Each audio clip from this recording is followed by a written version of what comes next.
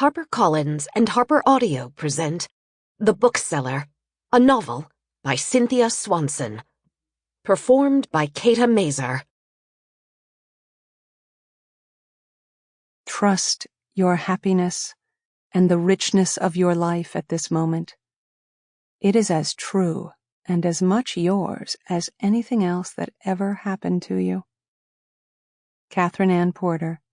Letters of Catherine Ann Porter. Chapter 1. This is not my bedroom. Where am I? Gasping and pulling unfamiliar bed covers up to my chin, I strain to collect my senses, but no explanation for my whereabouts comes to mind. The last thing I remember, it was Wednesday evening, and I was painting my bedroom a bright, saturated yellow. Frieda, who had offered to help, was appraising my color choice. "Too much sunniness for a bedroom," she pronounced in that Miss Know-It-All tone of hers.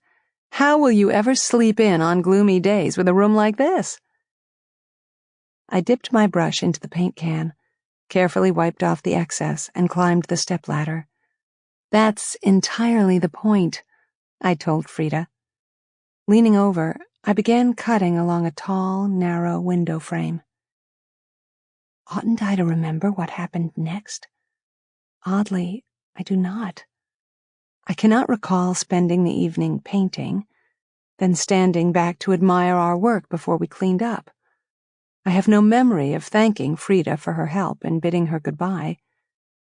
I don't remember going to sleep in the sun-colored room, the sharp smell of fresh paint filling my nostrils.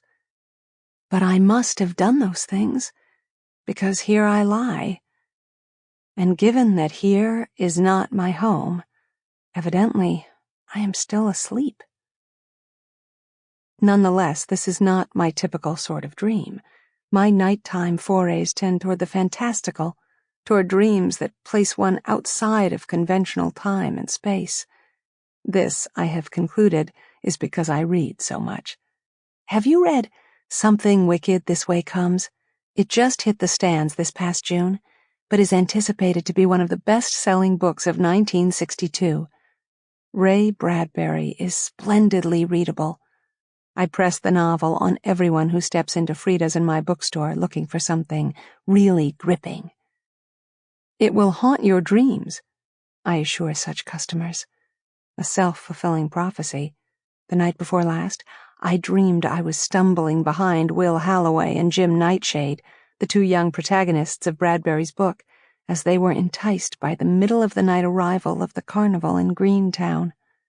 I was trying to persuade them to proceed with caution, but they, being 13-year-old boys, simply ignored me. I remember how difficult it was to keep up with them, how I could not get my feet to operate correctly. Will and Jim moved farther away in the shadows, their shapes turning into dark dots, and then finally to nothing, and all I could do was blubber in frustration. So you see, I am not the type of woman who dreams about something as straightforward as waking up in another person's bedroom.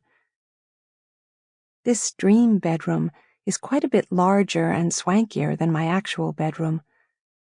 The walls are sage green, nothing like the deep yellow I chose for home. The furniture is a matched set, sleek and modern. The bedspread is neatly folded at the foot of the bed. Soft, coordinating linens encase my body. It's delightful, in a too-put-together sort of way. I slide under the covers and shut my eyes.